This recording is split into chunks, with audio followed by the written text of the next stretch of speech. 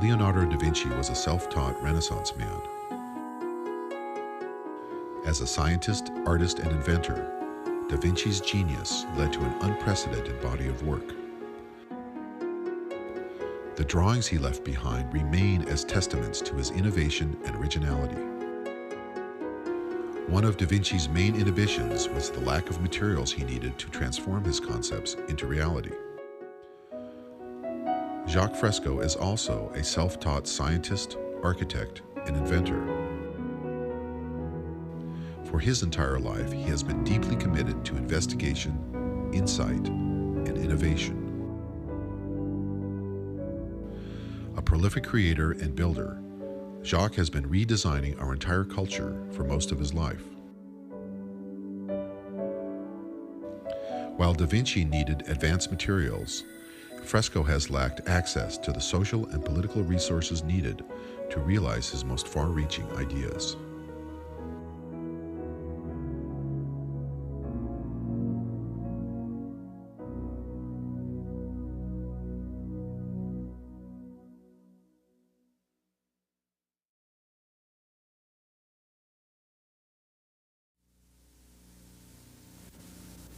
My guest is an extraordinary Miamian, Dr. Jacques Fresco. I could go through all the things that Dr. Fresco has done. He's a social engineer, industrial engineer, designer, inventor, consultant, was a consultant for Rotorcraft Helicopter, director of Scientific Research Laboratories, Los Angeles, designed and copyrighted various items ranging from drafting instruments to X-ray units. Has had works published in the Architectural Record, Popular Mechanics, Saturday Review, and has been a technical and psychological consultant to the motion picture industry, member of the Air Force Design and Development Unit at Wright Field, developed the electrostatic anti-icing systems, designed prefabricated aluminum houses. What does it say in your driver's license? What is the occupation? Industrial designer. Jacques, you... Social engineer.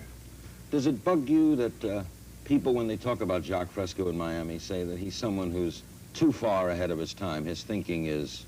We're not ready for advanced kind of thinking, of that type. Does it bug you? I imagine every creative person in every field encounters that sort of problem. No, it doesn't. I can't afford it. There's too many things that are important.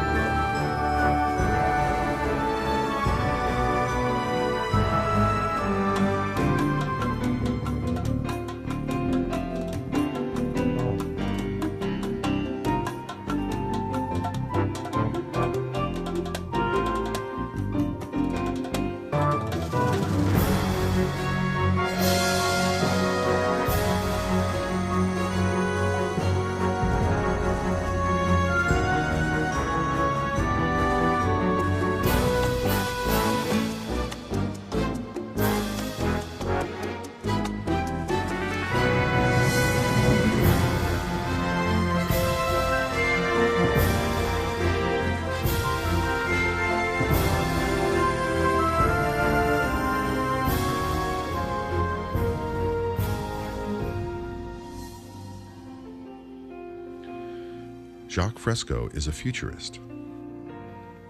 A futurist is someone for whom all thoughts and actions are based upon what tomorrow could be. He has been planning for the future since the 1920s.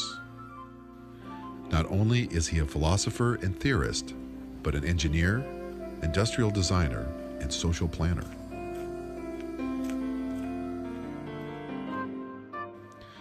As a multidisciplinarian, he has studied everything from theology to behaviorism, and from biology to the material sciences. Jacques Fresco doesn't want to just talk about what today will be like tomorrow. He has a plan to build an entire new world from the ground up.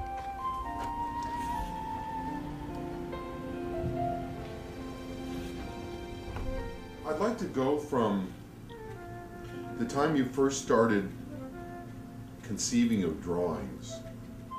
Started drawing? Yeah, Oh, that's very early. time you started drawing 8 or 9 years old. about the future. Yes. I was always interested in the future, as far back as I can remember. It was a motion picture called Metropolis. It was different. It took my attention. It was the first out-of-the-box type movie.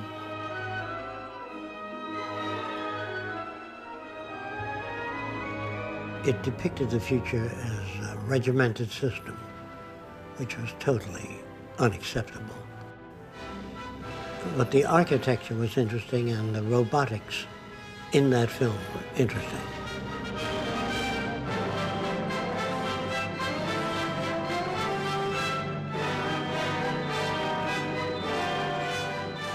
I drew airplanes in cities of the future and underwater cities and floating cities and skyscrapers with landing platforms on them. I drew my idea of what a post office ought to be. Since the airport was so far from the post office, they had a truck deliver that. I figured, here's the long post office. Well, why couldn't we land on top, pick up the mail directly, and fly onward? So I would draw landing platforms on the rooftops of buildings, slightly angular, so the airplane didn't have trouble landing, because it couldn't be as long, but it would be slowed up by the incline. But then takeoff, they would go in reverse. Then I tried ships, drawing of passenger freighter ships.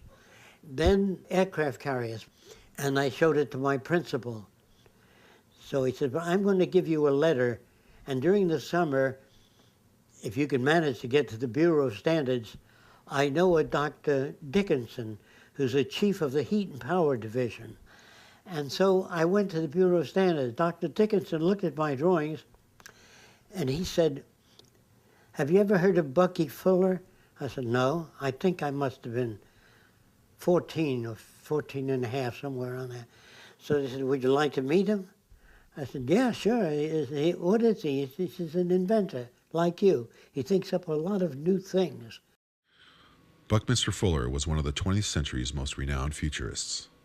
Known primarily as the inventor of the geodesic dome, Fuller was a proponent of using technology with a humanistic approach. Dr. Dickinson took me out there to see Fuller, and there was Bucky Fuller. He was seated there with his car called the Dymaxion. I talked to him about social things. I said, what about changing society to some other form whereby all people can benefit from the works of industry? He said, what do you mean? I said, well, instead of working people going out on strike, give them a piece of the action. And so if business improved, they all got automatic pay. If it went down, they got less pay. So he sat back and he said, what are you, some kind of social planner? Is that what you want to be? I said, I don't know what the name is, but I think that would work. It would give people more incentive. He says, let me tell you something. It's tough enough just getting a new automobile out there. If you're trying to change society, this is years before he even lectured on things. Albert Einstein once said, the problems we have cannot be solved at the same level of thinking with which we created them. Did you meet Einstein, Albert Einstein? Yes. Where did you get the idea to meet Albert Einstein? I was outside a theater called Radio City, and I saw a woman come out with gray hair sticking up. I said, looks like Einstein's sister, to my friends. And then Einstein came out, and I think it was his sister. So I was just kidding about that. And I walked over and I said, is it possible to meet with you? He said, why? I said, I have thousands of questions I want to ask, but He says, I live in Princeton, New Jersey. So tell me about the day you went and met him. Well, I went to his home, and it was modest. I said that there seems to be harmony in nature. How do you feel about that? He says, yes, the universe is lawful, but harmony, I don't know what you mean by that. I said, well, when a rat eats insects, it may be supporting the rat system. But what about the insect system? What he did is he used some water from a backyard, swamp water, and he put it under a microscope, and he said, look, everything is fighting everything else. He said, in the human body, everything is fighting everything else. In the ocean, big fish eat little fish. I didn't really have enough time to sit there with Einstein and go through all kinds of things, because he didn't seem to be in that area. He did, are you interested in mathematics? Mathematics. You're interested, what Boolean geometry means to you? You know, I didn't want to get off into that, because to me, that would be a sidetrack. Mathematics is a tool, just like sociology and anthropology. These are all instruments that go into making up the future.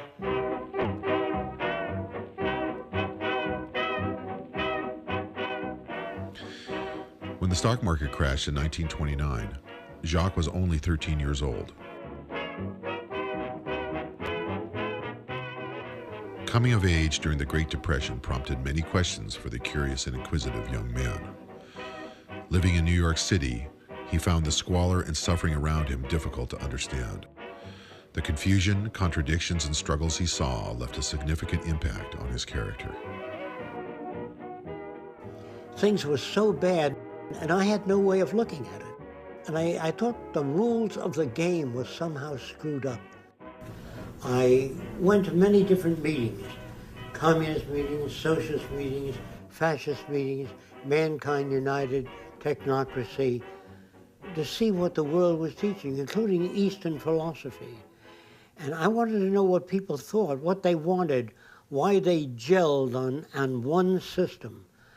And that each time a society arrived at a system, they tend to keep that system. They didn't even try to go beyond that. But in technology, whenever we made anything, we try to surpass it. The history of civilization for me then was the history of change, social change, human arrangements, homes, boats, planes, trains, all of them were in a process of social evolution, including our language, our outlook, our values, our behavior. As the Depression wore on, Jacques left New York and started hitchhiking around the country. In his travels, he met many interesting and different people, most of whom were, like himself, searching for a way of life that was fair and equitable. Eventually, he ended up traveling to the warm waters and primitive islands of Tahiti. I wanted to go to the South Seas because I like the idea of the natives sharing things. I've read about that. Now the chief, if he had 6 wives and you were strange, he'd say, here's my best wife. Maybe she will please you. They felt their wives gave them so much joy, perhaps they'd give a visitor some joy.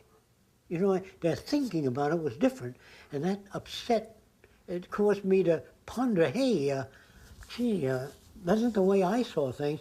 Was that the way I saw things? Was that the way I was indoctrinated? That's when I began to ask those questions. So how do you know that anything you like makes sense, Jacques? What about your own values? Think about them. Maybe they are senseless.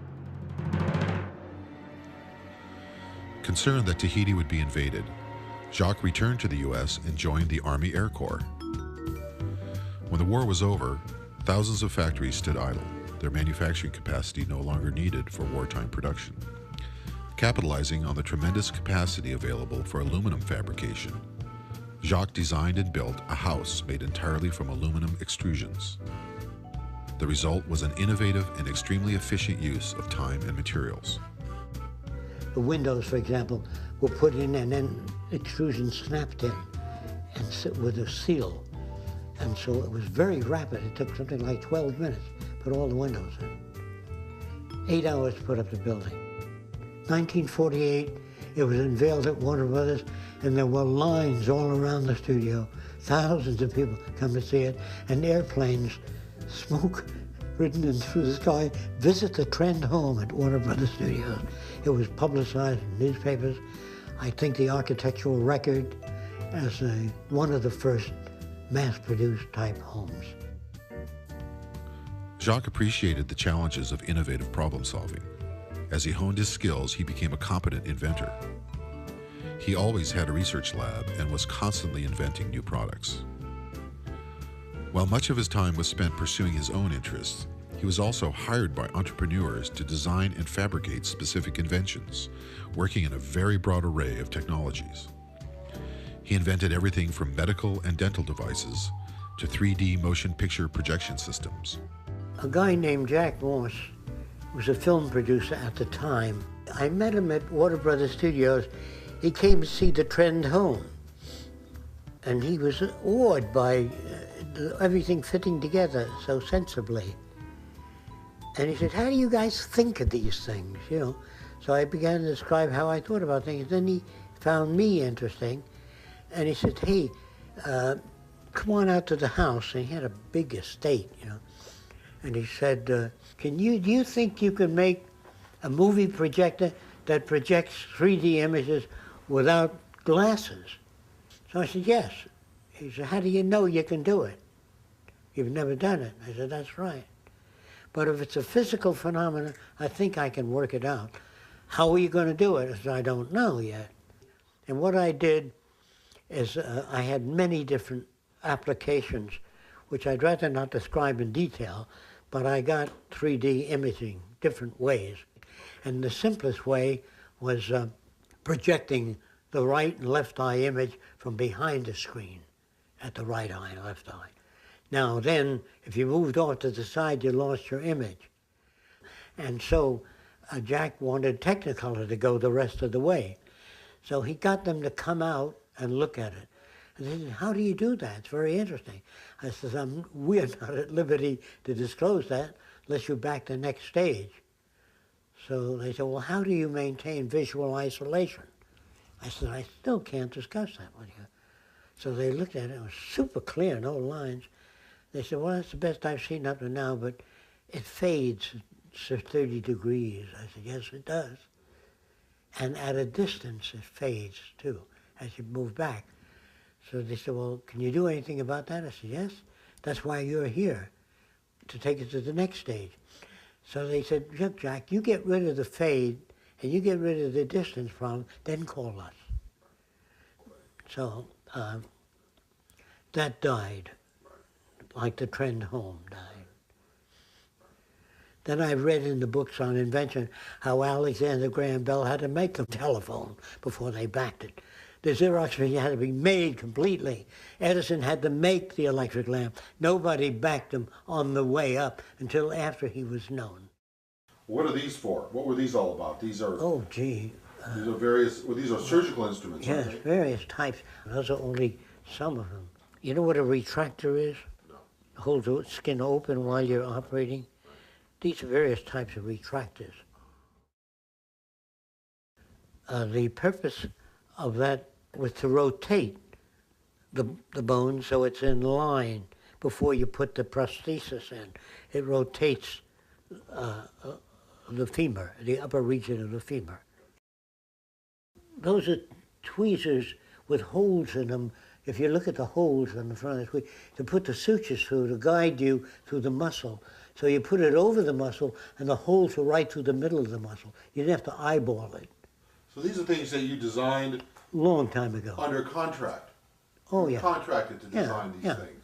I did thousands of different things. But this doctor took the patents out in his name. But that's all right. I didn't, as long as it was out there. I didn't know what I wanted to be. You know, since I looked at all things and tried to change all things, wheelchairs, everything, make them better, you know. I found it easy to invent. But then inventions cost money, and I didn't have money for patents. So I used to make thousands of different inventions and just file them away because I had no money. I used to spend my savings, whatever I earned, on what equipment that I needed. And if I was working on an artificial leg and I was $200 behind, I would take my last $200 and work on that, you know.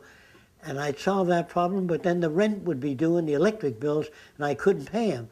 So the auctioneers would be sent in to auction off everything in my lab. So I had to sit back. I couldn't adjust to say, well, I got to sit down, $25 for rent, $200 for this, for a machine. I couldn't do that because I was very near the answers.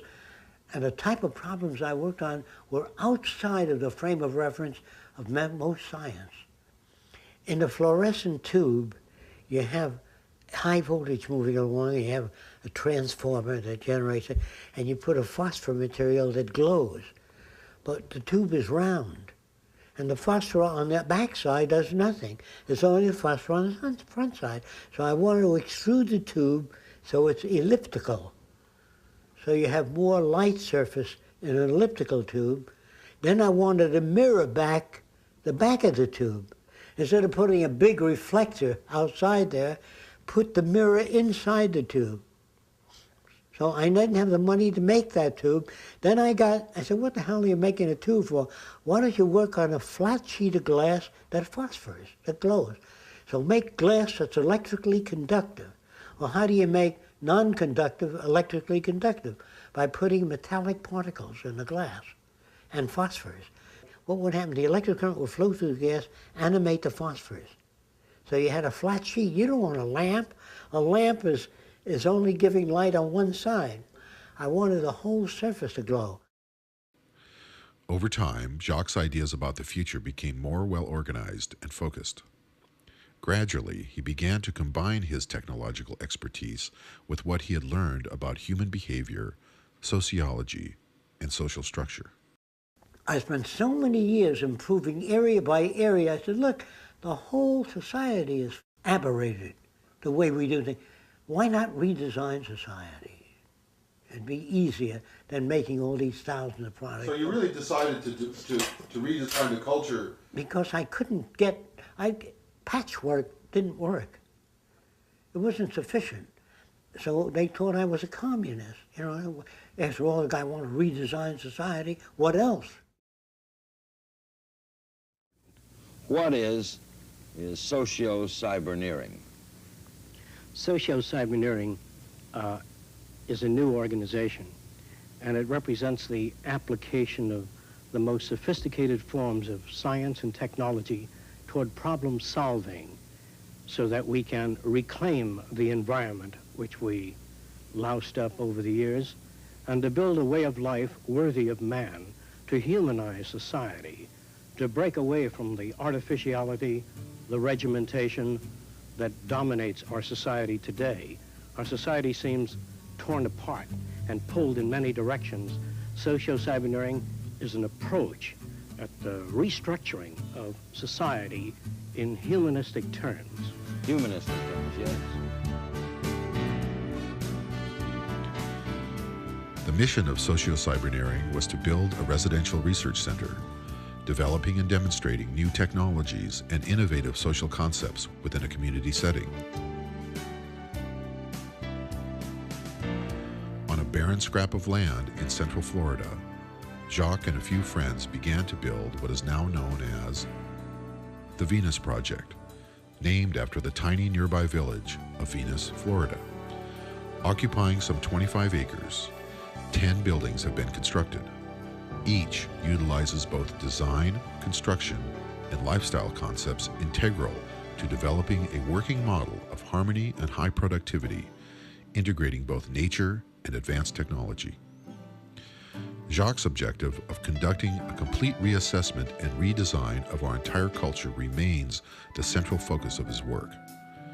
With the Venus Project, he has created an environment conducive to creativity and innovation.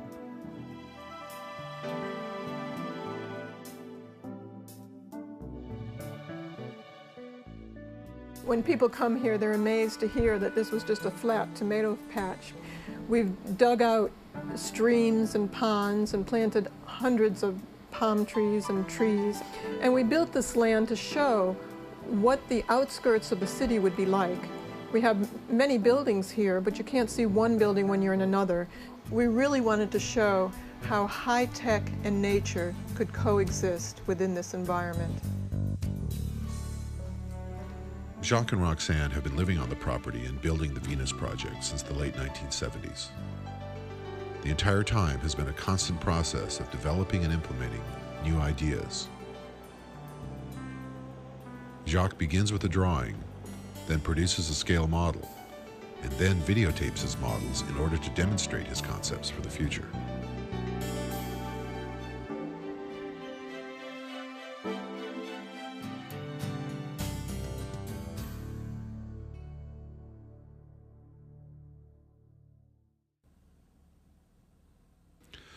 Although Venus, Florida is relatively isolated, visitors often make the journey to see the Venus Project and to meet Jacques.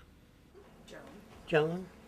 I'm Margaret. Hi, Margaret. I'm not going to remember your names, but anyway. I'm John. Hi, how are you? Good to see you. How are you? We haven't met. Have a seat, and then we'll go on with what this is about. Is everybody here? So there was a time when most people believed that the decisions of the majority was very close to reality. But there was also a time when the majority of people believed the earth was flat. And if you ask me whether they were sincere, they said, of course, you can see it's flat. So they break a sincerity meter. But it isn't sincerity that the world needs. It needs the intelligent management of the earth's resources. This is what we don't have. The major contribution the Future by Design would like to provide is a method of coping with problems. Now, you're brought up to believe, I believe this, that everyone should have a right to their own opinion. Is that the way you were brought up? Yes, sir. Okay. When you got everybody going around giving their opinion, I'll tell you what's wrong with Jim. See, they've got all kinds of opinions. But when engineers talk to each other, they don't say, believe me. They say, see this new metal? It can hold up 4,000 pounds per square inch. He puts it in a machine and pulls it apart. He says, you're right. So I would say the majority of the people of the world today are unsane, not insane. Unsane meaning having been exposed to methods of evaluation that are long rendered obsolete. Our language in the future will change to a saner language where we have no argument in it. They say, well, can there be such a language? There is. When engineers talk to each other, it's not subject to interpretation. They use math, they use descriptive systems. If I interpreted what another engineer said in the way I think he meant it, you couldn't build bridges, you couldn't build dams, you couldn't build power transmission lines. The language has to have meaning. That's why when a doctor writes a prescription, if he prints it, it's the same all over the world. So the world I'm talking about is different. There aren't too many people that have seen everything that he's gone through in the past and come out of it with a certain direction. And the interesting thing is, too, that he's not a philosopher that talks about how the world should be, his point of view. He's a technician that understands how it can be built and has worked with people and understands what it takes to change them and understands what it was that made them that way. So it's really based on hands-on learning and not reading something in a book. He went through the experiences himself and came out with the conclusions he did because it was based on actually learning experience and experiments. When an engineer has an idea, he talks to the computer about his idea. While they're talking about it, the integrated computerized system will take the elements that they're speaking about, convert the language into imagery, and the image will churn and be exposed to all of the people watching that exhibit and presentation. They will question the presentation, but the image system will answer the questions. How the buildings are fabricated, how water is supplied, how it handles earthquakes, or any other question. Instead of people sitting around asking individual questions, the answers are demonstrated inside of what appears to be a transparent dome. So ideas are not just verbal, because when you talk verbally, it does not deliver enough information to people. So a more comprehensive system of communication is three-dimensional imaging, always, showing people what you've got in mind, not what they think you've got in mind. Designed with a holographic computer and built from prefabricated materials, the home of the future will be far more than just a residence. It will be an element of lifestyle and will facilitate learning, inspiration, and communication. One of the most interesting aspects of tomorrow's civilization will be the fact that if you knew anyone fairly well and went to visit them in a period of time of just a few years, their houses will change because the people living in them change. Their needs and dimension of knowledge grows considerably, and so will the environment that they live in. There's no such thing as a fixed home that a person lives in all their lives. It changes with their values, with their outlook, with their acquired knowledge. You had said one thing about how the buildings were designed according to function. Yes. The curvature and the materials and these... Yes. I compare it to natural physiology. An animal's shape is not designed from the outside in. It evolves from the inside out. Whatever you request, the exterior will express a cover over the shape that you prefer to live in. Some of the buildings that are dome-shaped can be laid like eggs continuously by a machine that carries a dome shape, and in that dome, the exterior and the interior fabricated at the same time.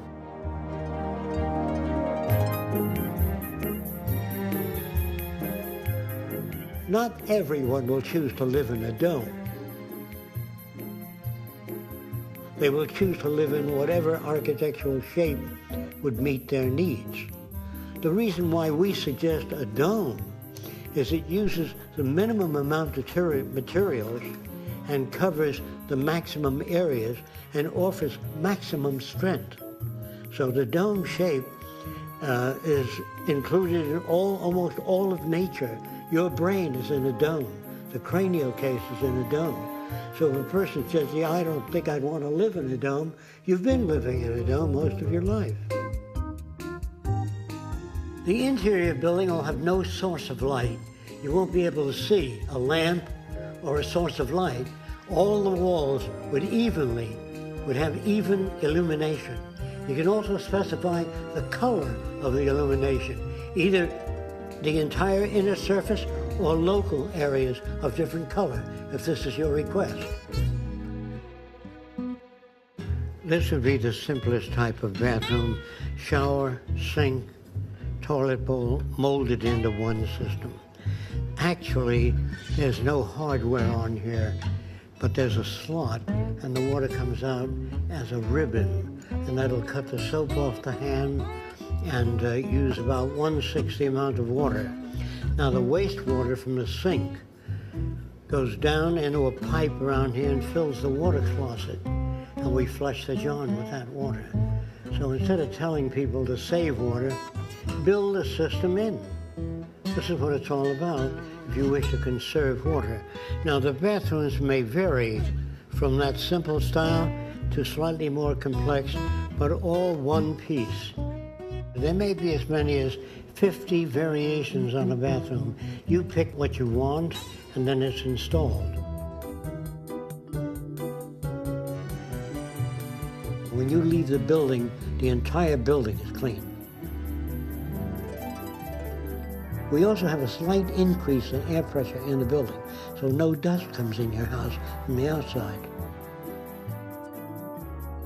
If there's any contaminants in the air, it increases the electrostatic charge, which removes contaminants. It would be a smart house, because the house has its own nervous system. This is what I'm saying. In the future, houses will have many sensory devices to detect fire, toxic materials, anything that may threaten the life of a human being. Now, if you walked into the house of the future, you might say, "Can I use your phone?" question, what's a phone?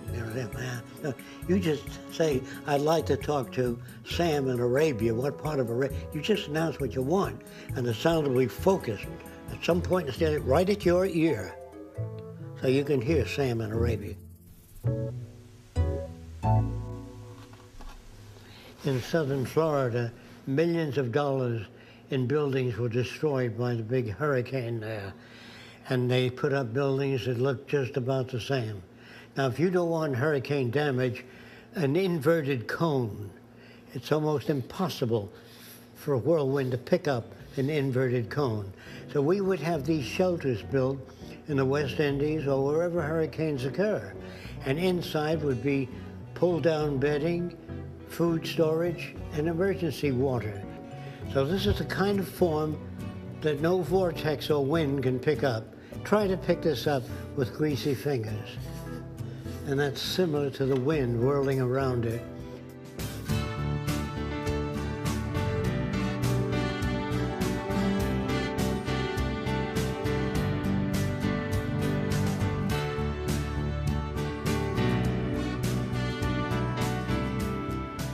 For apartment buildings and other large structures, Jacques has devised a cybernated construction system. Computer-controlled robots will handle 90% of the movement and placement of prefabricated components. Special advanced materials are to be developed, eliminating waste and minimizing the need for manual labor. Guided by satellite and using a sophisticated form of artificial intelligence, the buildings will construct themselves, a technique Jacques has named self-erecting structures.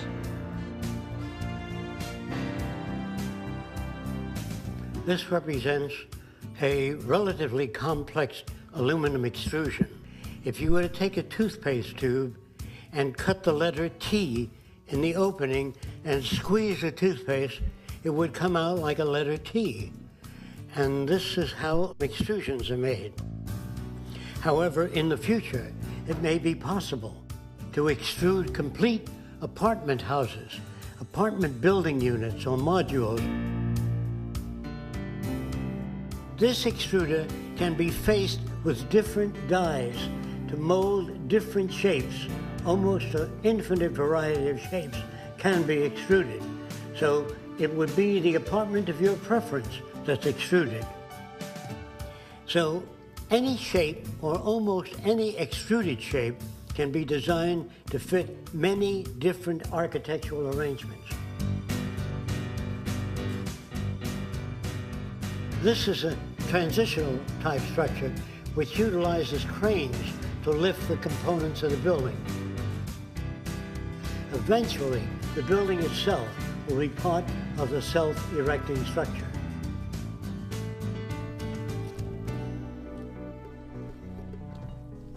Don't forget, all the models that I do are only transitional. They don't represent the best that man can turn out, because no one knows what the future will bring. There are just so many variables that can alter things. So the models that I make are all transitional, and many of them are only conceptual. They're not necessarily what the future might look like. They're only, well, let's say they're extrapolations of taking the present and extrapolating forward. But we can't go too far forward because we don't know what new things will come into being.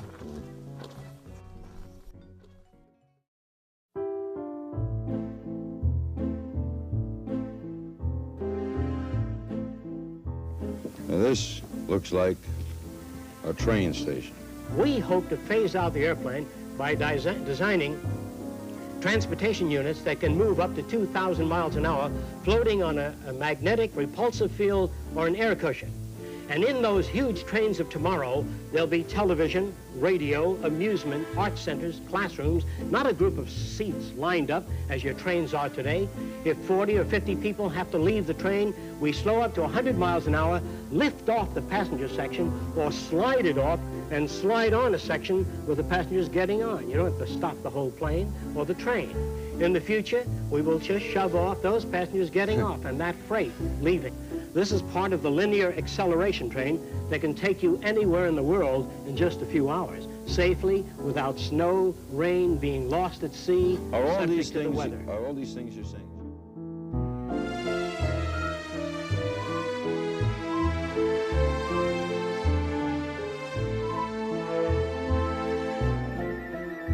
A monorail is one of the methods of transportation. Some of them can be suspended by magnetic levitation.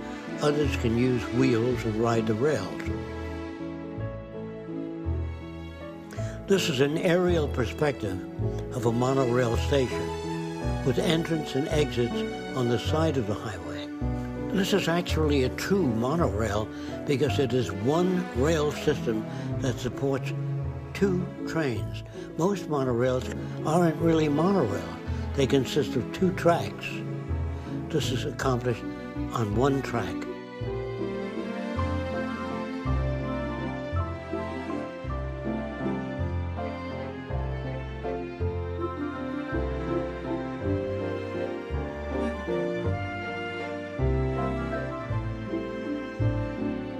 The vehicles of the future will be highly aerodynamic in shape.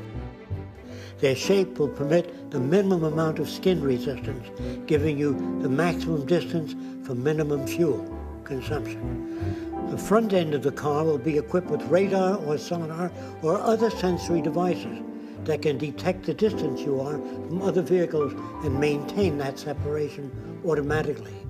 In other words, on a highway or anywhere where two cars might hit each other, the electronic sensors would sense the distance automatically and keep the cars from sideswiping or making contact at all. Now, even if they did and impinge a slight dent in the car will be made up of the memory materials, shape memory alloys that go back to their original shape, even when dented. I'm going to take this metal called nitinol. This wire or spring is wound around a mandrel and heated to a specific temperature and held until it cools.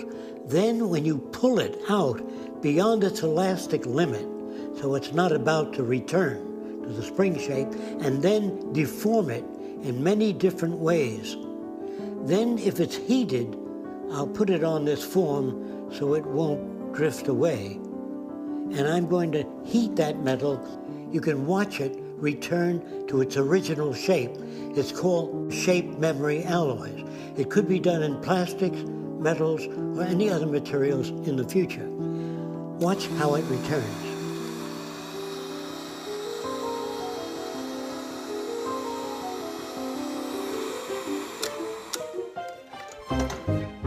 And even if an area of the car were removed, they can be rebuilt. In other words, automatically, by the car having a memory system of its configuration, just like the human body, just like perhaps in lizards and salamanders and certain types of organisms today can regenerate parts of their body.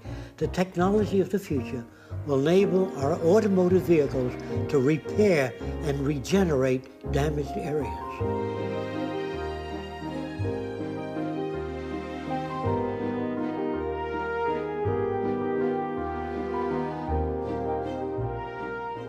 This is a transport unit or air suspended unit.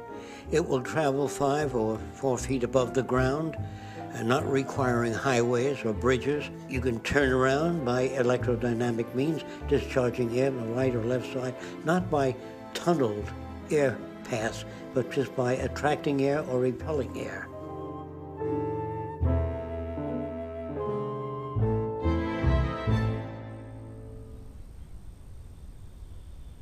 I did this about 65 years ago. This is what an automobile will look like in the future.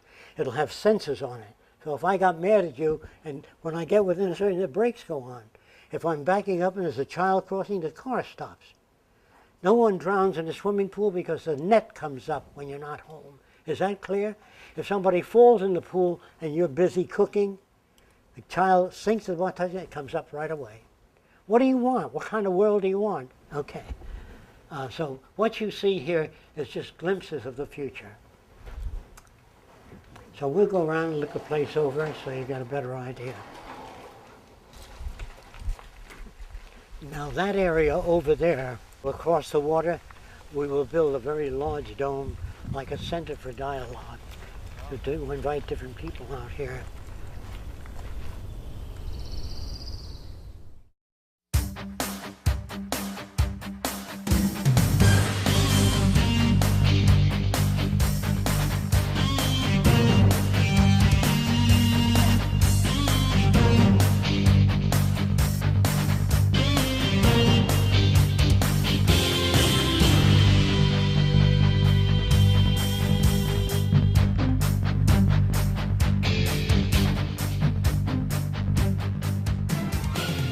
This is a freighter with separate sections. This freighter can deliver this to the Philippines, drop this off in Hawaii, and so when all of the freight bays are released, they are propelled automatically to the loading docks. And then the forward portion of the ship and the rear portion, which is the propulsion unit, are joined together.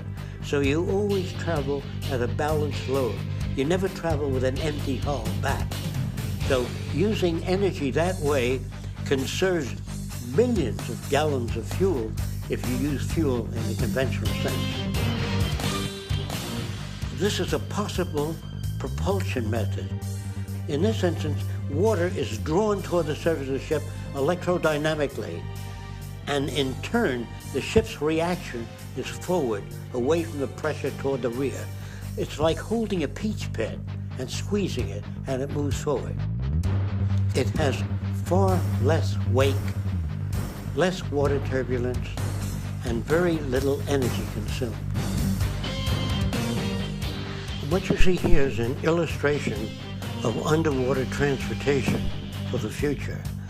And the very leading edge, air bubbles will be emitted very rapidly in front of the unit, and that will cut down the resistance considerably. If you were to release thousands of air bubbles underneath a ship, it would sink because the water is less buoyant with the air bubbles in it. So the air bubbles will be a system in the future for reducing the forward resistance. Transporting things underwater is much more economical and offers much less resistance. When traveling on the surface, you're confronted with waves and wave motion. Underwater, you don't have that problem at all.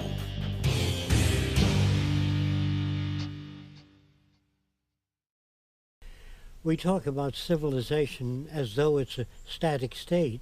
Right. And there are no civilized people yet.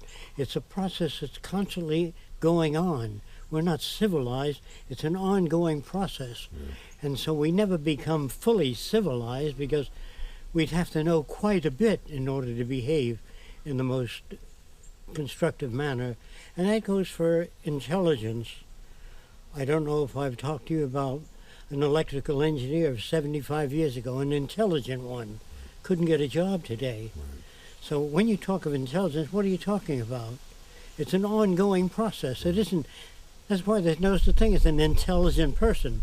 That if people are fairly well informed in area A and B, not informed in area C. And so when you go on with a word like civilization, it sounds like something that was attained. As long as you have war, police, prisons, crime, you're in the early stages of civilization, what they call civilization.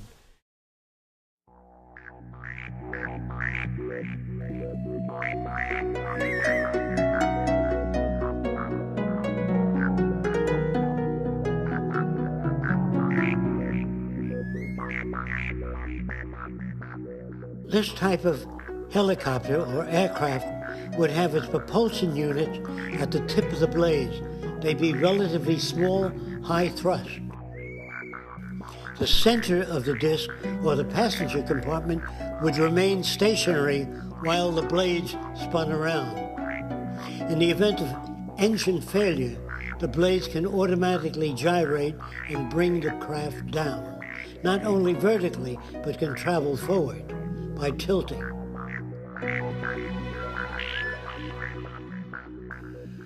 You will notice that there are no ailerons or elevators on this plane. It's operated in a different manner, also by ion propulsion. Electron discharge is much lighter, much cheaper, much safer, much faster, and less energy consuming. In the future, by controlling the airflow over wings and the direction of it, the need for a rudder will be rendered obsolete.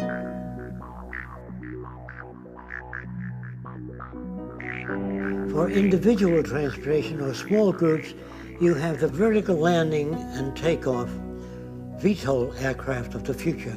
They are called lift fuselage. That is, the body itself generates the lift for this type aircraft, and it is propelled electronically, meaning particles are electrified and discharged from the rear of the craft, which propel the craft forward. And for hovering, we then eject the same propellant downward and generate a ring vortex, a whirling vortex beneath the craft, and the control of that vortex determines the speed downward.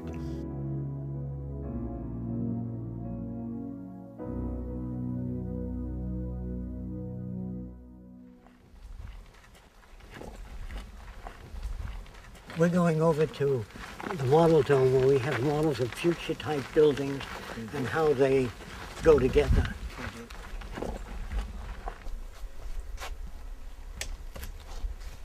Here you have the city system. I put domes here, but there'll be very many variations. In other words, yes. What are those? These are research centers. Okay. This is medicine, agronomy, population designing, improvement of products, energy systems. Energy in the future will be geothermal, most of it. You can get that from the earth. There's enough geothermal energy for thousands of years without worrying about anything. And I'm not talking about solar, wind power, or wave power, or tidal power. All that is extra. So there's no shortage of anything except brains in Washington. You can't make money from the sun. What's that? You can't make money from the sun. No, you can't. Exactly that. Now all these buildings can come apart and be recycled. Now if you follow me, we'll go to the future.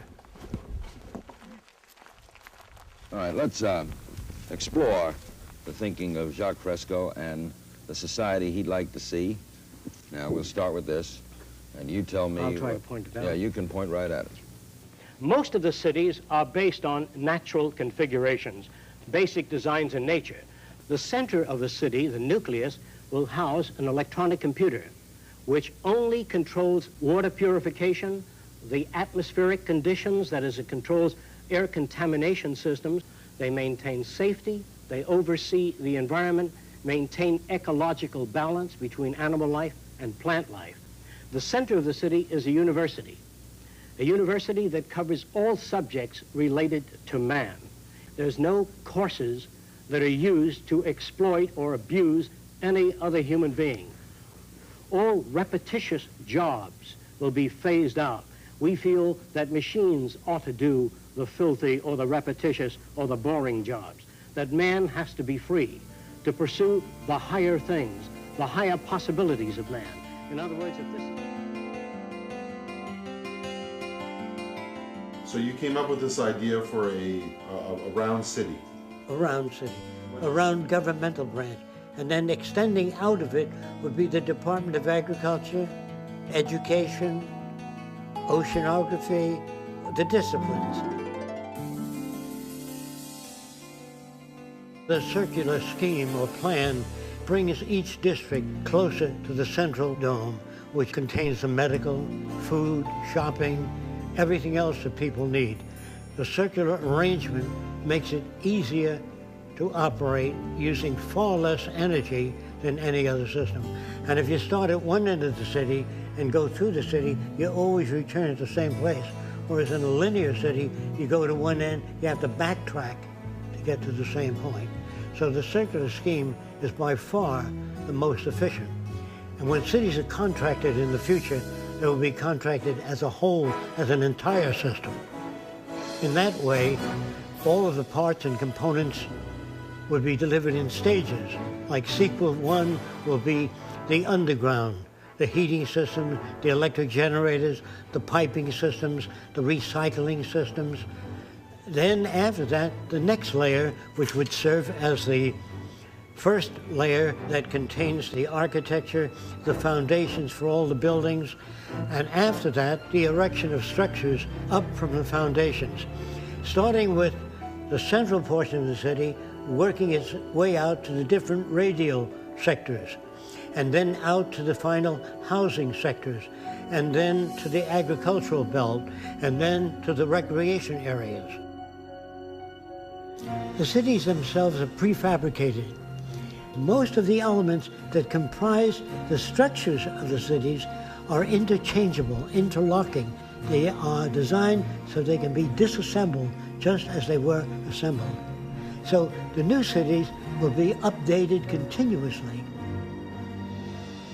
As the waters are piped into the cities, they are checked. And to whatever extent contamination exists, the water processing plants evaporate the water, recondense it, and cleanse it. In other words, all waters piped into the city will be monitored constantly, not by a monitoring system, but several monitoring systems. The same is true of the air above and around the city. It's constantly monitored. All of the rooftops are photovoltaic. All of the outer skin of the building, converts solar radiation into electrical energy. As we move beyond the third sector, we come to tennis courts, parks. Beyond that is the residential district, which consists of lakes, waterfalls, all kinds of beautiful plants throughout the area. And each house is concealed by plants so you can't see another building. Some people prefer, as in the next sector, to live in apartment houses.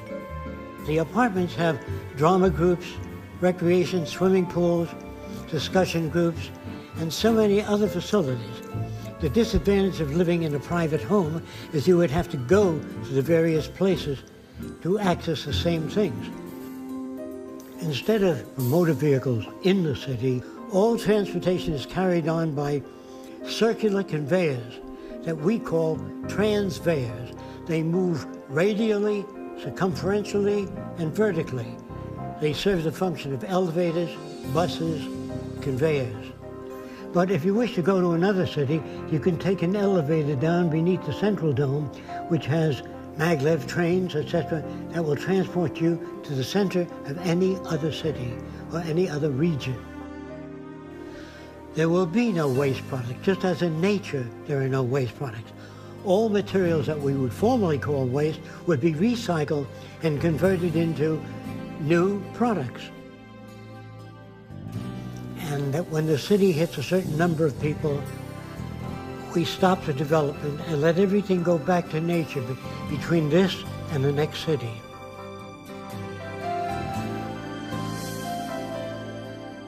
It doesn't mean that we can solve all the problems. We can just design and build a far better environment to advance all human beings.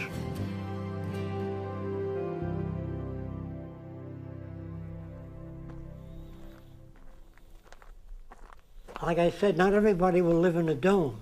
This is different types of architecture. This may be a vacation house. I don't know, like I say, what people will choose to live in, but that would be up to each individual. What we want to do is then build cities in the sea. You pick the city you want to live in. Some of these cities are for ocean mining. The oceans have tungsten, manganese, phosphorus, all kinds of chemicals that we may need, and they're made available to all people.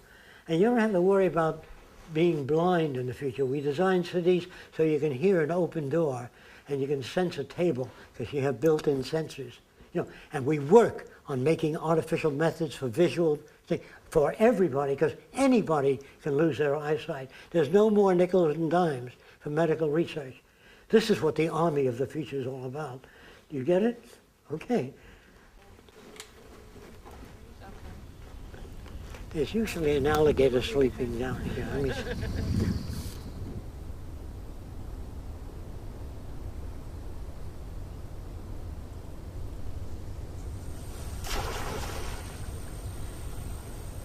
Are you betting that people will not declare war on each other so that you can get at building all of this? Well, we don't have much choice. We're going to destroy each other, or we're going to make it. Now, this looks like some sort of submerged stadium with something. We might build circular cities in the sea, where the water's about 30, 35 feet deep. Most of the apartment houses will open out into the sea. You can observe marine life and fish swimming by. There'll be no zoos, no seaquariums. Everything will be observed in natural conditions. There will be boating, scuba diving, recreation, and universities built in the sea. These drawings all made by you? Yes.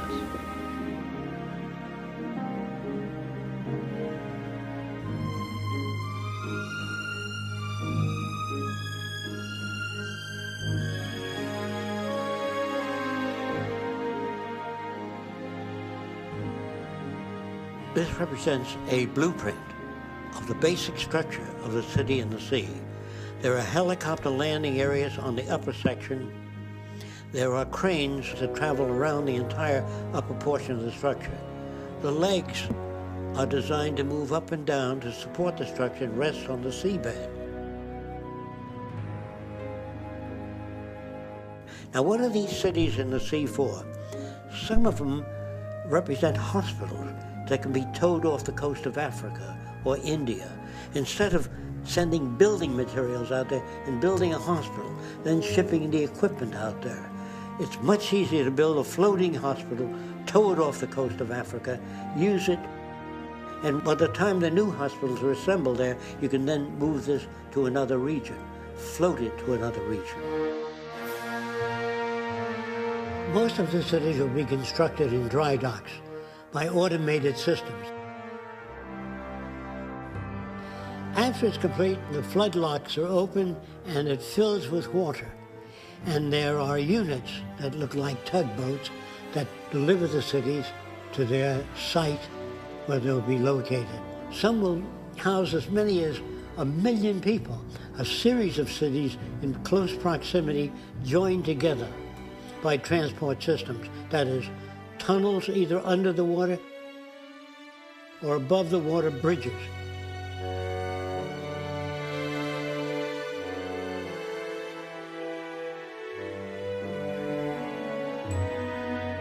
This is an aerial view of one of the many variations of cities in the sea. The towers are used for residential occupation. The docks surrounding the cities are used for marine exploration and redevelopment. In other words, to restore the reefs, the damaged reefs. The unit in the center is used for hydroponic gardens, growing of food without soil.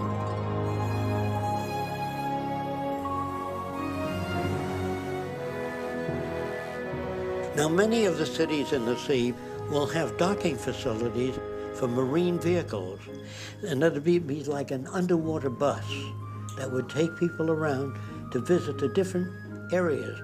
You'll be able to get a very good picture of the ocean and how we harness it and use it and preserve it and protect it so that future generations might enjoy the oceans also. This projects above one of the cities under the sea with an observation platform and a landing platform on the upper deck.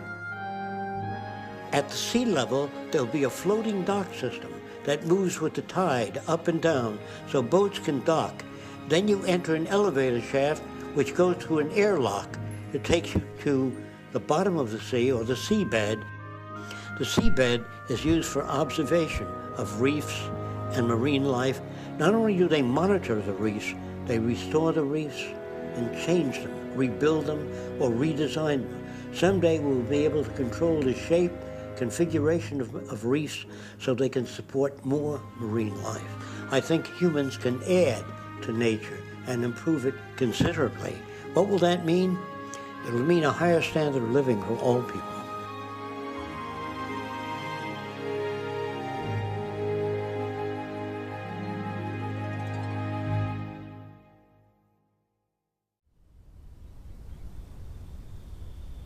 When he draws these buildings and designs, he thinks about how they go together, how they're manufactured, Some of the drawings I have seen have gone back about 60 years, and they're just beginning to talk about some of these things now as being a possibility. You know, in the past, people would say, you'd never be able to get to the moon, not in 1,000 years. And they'd look up the next day and they're going to the moon. You know, when I first met Jacques 25 years ago, and he would talk to some people about certain inventions, they'd say, you won't see that, not in 1,000 years. And 10 years later, they come out with it on the cover of Popular Science.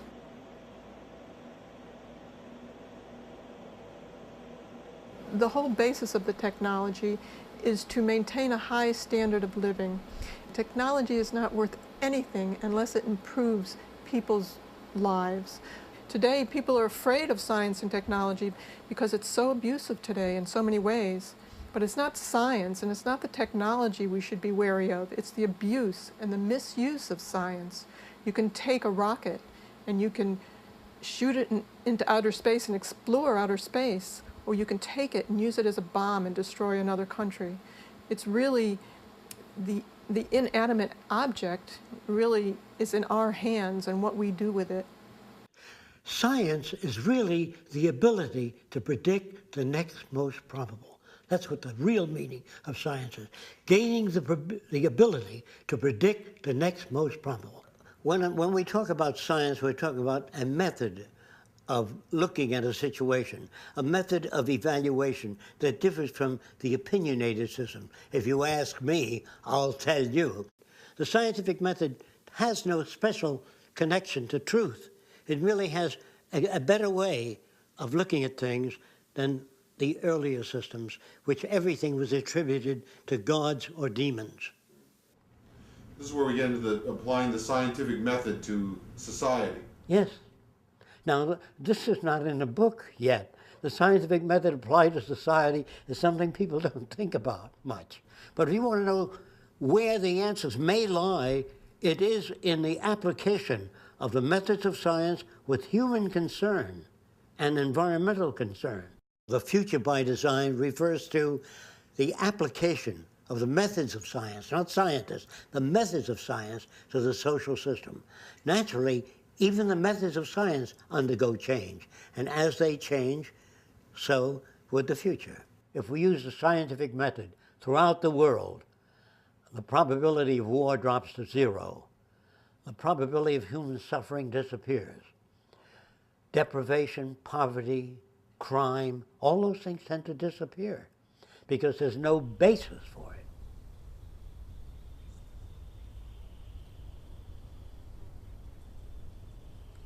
Jacques spent a lot of time before studying people. He started studying how animals behave and how to change the behavior of animals or predict the behavior of animals. And it came to the conclusion that it's really the environment that changes behavior and enables us to behave the way we do. We're not born with prejudice and bigotry and anger and greed. It's really generated and nurtured by the environment that we live in. That's why we feel that unless you change your environment and change the experiences, we'll get the same aberrant behavior within people unless the environment is changed.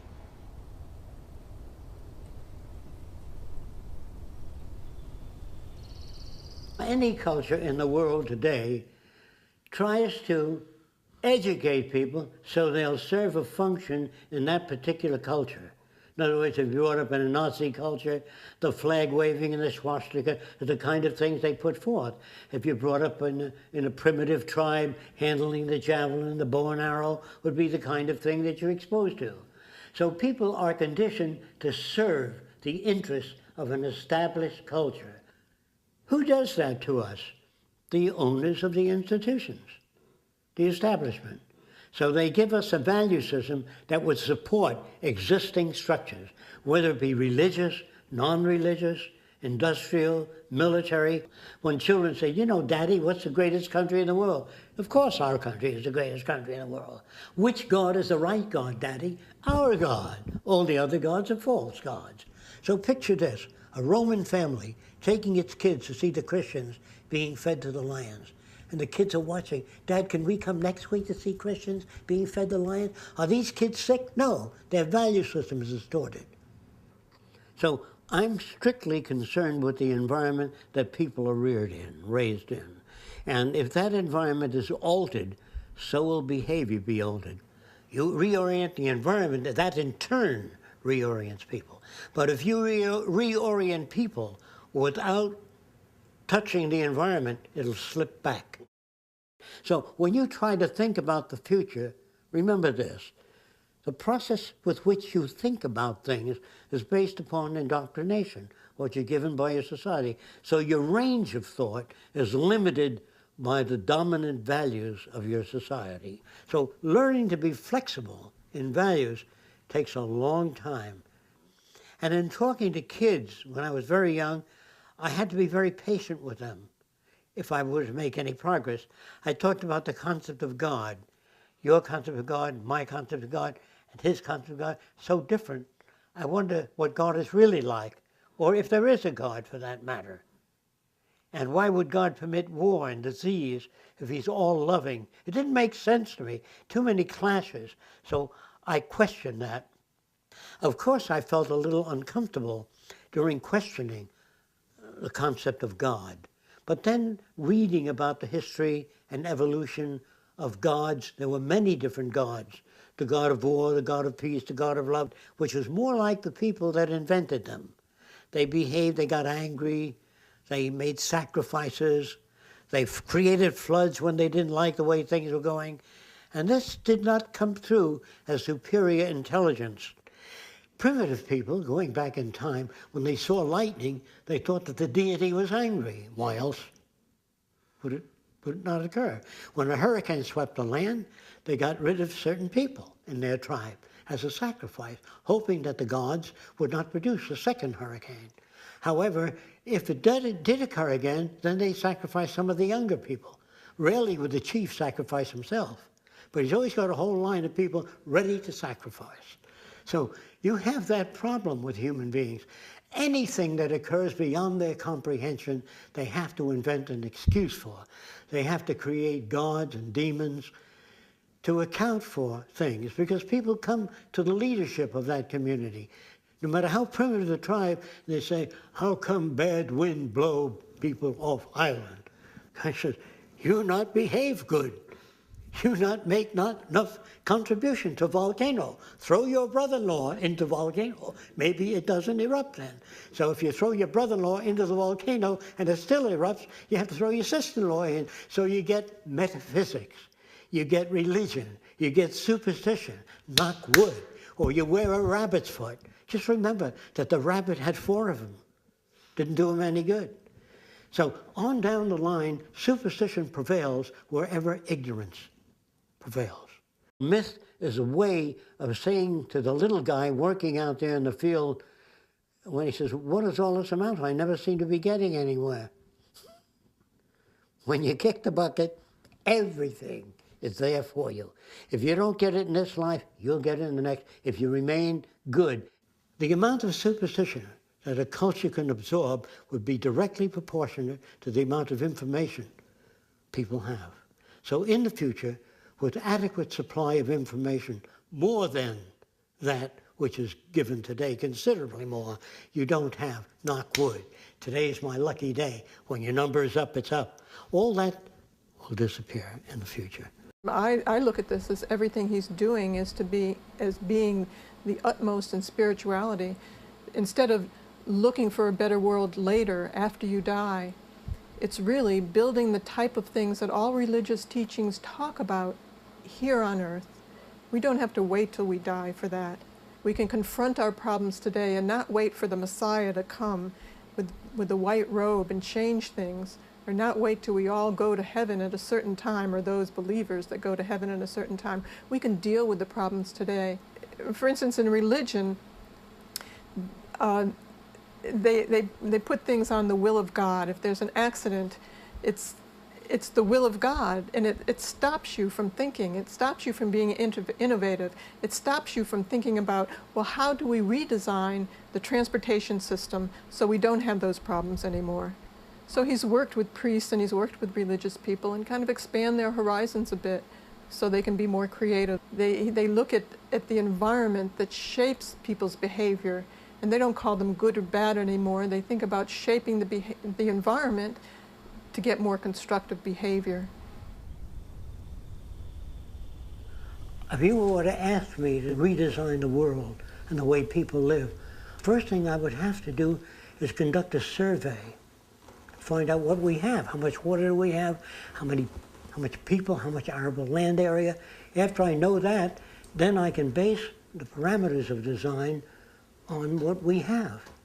What you really need is an understanding of the Earth's resources by agronomists, geologists, geophysicists, people who study the Earth. They don't give you their opinion. They say there's more life in the Antarctic. That's not an opinion, that's a finding. So in the future, no more opinions. Do you have information in this area? No, I don't. Good. Here's where you might get it, or here's how you might go about finding out. You know, so I'm saying all people need clean air, clean water, arable land, and a good relationship, a language. So I'm not superimposing Fresco's concepts. I'm using the Earth as the measure. In other words, we have to live in accordance with the carrying capacity of the Earth. Does that make sense? Yes, sir, it does. I keep wondering about how drastic a social change this is and how totally different our world would be. And yeah, how do you get people to accept it? Yeah. Okay, here's how we do it. Eventually, all decision-making will be transferred to machines. First, people say, well, I don't know that I'd like machines making decisions. First of all, that's what a scale does. When you go to a butcher shop, the butcher says the chicken weighs 6 pounds. Since you're buying it, you say, that doesn't look like 6 pounds to me.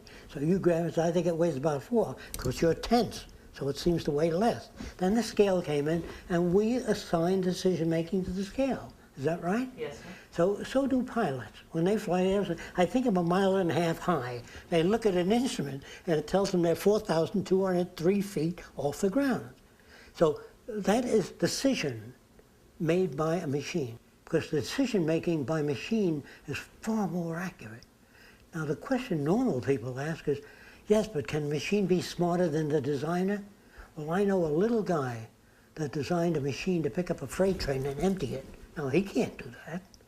Machines are always faster than the designer.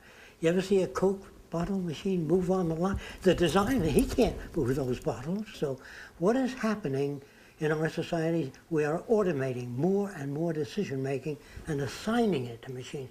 Picture a Department of Agriculture as a setup of computers with electrical wiring into the soil, like that. So if the water table drops, that pumps water out there. If the nutrients change, it pumps nutrients. You don't need a guy out there saying, Mr. President, we have a drought out here. And the president says, how bad is it? Well, there are 5,000 homeless. In the next 3 days, there'll be 15,000 homeless. So the president says, So he flies over. He says, yes, you do have a drought. So what? When you connect up the country, all the computers, the production, distribution, agriculture, you have a nervous system which maintains dynamic equilibrium in production and distribution of goods and services without money. The government is right above your head there. If you can turn around and see it, it looks like the globe. That globe there makes all the decisions because it's connected. We have satellites around the Earth that project a hologram, a virtual image of the Earth. So you're looking at the real Earth in real time. So you walk over to the image screens and you talk. You say, how many planes are there in the air at this instant? The computer will hit a laser spot all over the world and tell you 7,320. Every plane in the air, every hurricane, all the conditions all over the Earth, plant diseases. No human can do that. So we don't need people in government. We need electronics in the field, production, distribution, weather, so we can come at home and find out anything we want to know without opinions based on folksy ways. The Future by Design is a self-regulated society governed by a cybernated system of supply and demand. Political systems are replaced by tabulating the input of information from the general population and delivering goods and services accordingly. The economic system is similarly based upon the use of all available resources in meeting the needs of the entire culture. When there's a depression or a dip in the economy and a lot of people don't have money to buy things, there are still goods out there. There's still the ability to produce them. There's still the resources. There's still the farms, and people want to work and make things, but they don't have the money. They can't buy things. So there's something terribly wrong out there. We have a great deal of the Earth's population starving and suffering, and the resources are there. Our ability to produce is there. Our ingenuity is there. Yet some people have a lot and others don't have anything. And today that's really shameful with our technology. It's really very, very abusive and absurd, because we have all the technology today to produce abundance all over the world for everyone. People always ask, how much will it cost to put up these new cities? Do we have the resources to do it? That's the question, not how much does it cost. That's the old question, doing the monetary system. Money is an invention of convenience for purchasing goods and services in a scarcity environment. If there's a scarcity, say, of water, it is prized, and its price is high. If we find an abundant, suddenly the earth opens up, an abundant supply of fresh water fills every ravine, then nobody cares. There's only a policeman in front of something that people have need for and don't have access to. So you put a guard there. But if lemon trees or orange trees and apple trees grew all over the place, you couldn't sell it. Imagine, if you will, if you can, an island of 10,000 people with $10 billion on the island available. No resources, no arable land, no water, no fish. You have nothing. So what is the real value in the future? Resources. Now, in a non-monetary based society, a resource-based society, people have access to anything that they need, somewhat like the public library. They can go down and access a camera or a bicycle or a wristwatch. Anything that they need is available without a price tag. That would mean we must achieve a level of production that's so high that scarcity no longer exists. Many people wonder what would drive people if they have access to all their needs. What would happen to incentive? What will motivate people? Or something gain. What's the gain? Although the gain is that materials are available, what will motivate them on to do better than what they have? Need. We will always lack. And the fact that we will always lack, meaning that we cannot achieve perfection, we cannot achieve truly dynamic equilibrium, we will always be in some form of disequilibrium. With the elimination of scarcity, the essential incentives change toward problem solving in general. When nations or groups of people do not have access to resources, their behavior is difficult to manage. It becomes aberrant, they lose their mental equilibrium, they cannot arrive at appropriate conclusions. Once people are free mentally of debt, obligation, servitude, then they can seek new horizons that they've never even dreamt possible before.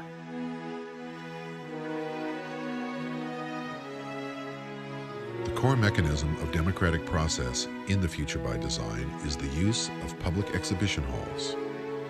With the exhibition hall, everyone has the opportunity to participate in establishing the priorities with which the society is governed. So just like a World's Fair, to show you what's new, what is available, you look around and say, hey, I'd like one of those, or I can use that sort of thing in my kitchen, whatever it is. And then they always invite comment or something new comes up. What do you think about it? Do you feel it's sufficient? Do you feel there's shortcomings? Enter into your computer your point of view regarding this. So you have a built-in democracy. You have a participatory culture where all people participate. And that is in a constant process so that people will know up to the minute what is coming out, what exists, what is available, what is not available. In other words, there'll be many bulletins and many publications and visualizations of what is needed. So all the world's people will be informed constantly of what we don't know, what is needed badly, and asking for suggestions and papers and ideas from everybody. I just want to say this to you, that all the marvels and wonders of technology can amount to nothing unless it elevates humans to their highest potential. This is the aim of the future by design.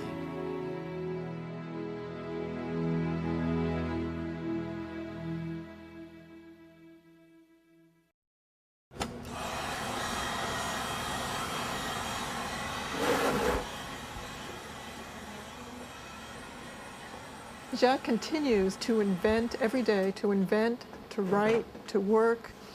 He has a zest for life that keeps him going and keeps him working, and he's interested in things. He's interested in what happens out there and how this will play out and how it'll turn out, while very much wanting to introduce this direction to the world. So that's his prime focus, and he does that in every way he can by actually showing. It's not enough to just tell what the future will be like, but to show what people are missing. He keeps coming up with new ideas, new inventions, new designs, improves what he has, represents them better, makes more models, makes more videos. He's relentless at trying to get these ideas out. I think he fears where society is now. It's not acceptable to him, but instead of just complaining, he wants to propose an alternative. When people say, are you trying to build a perfect society? I have no notions of a perfect society. I don't know what that means. I know we can do much better than what we've got. I'm no utopian. I'm not a humanist who would like to see everybody living in warmth and harmony. I know that if we don't live that way, we'll kill each other and destroy the earth. We're a crude form of life right now in the evolutionary stages. Our civilization, really, we're not even civilized yet. So after the world joins together and we are through with military systems, prisons, torture, hunger, poverty, deprivation, when that is gone, that'll be the beginning of the civilized world. We are not there yet.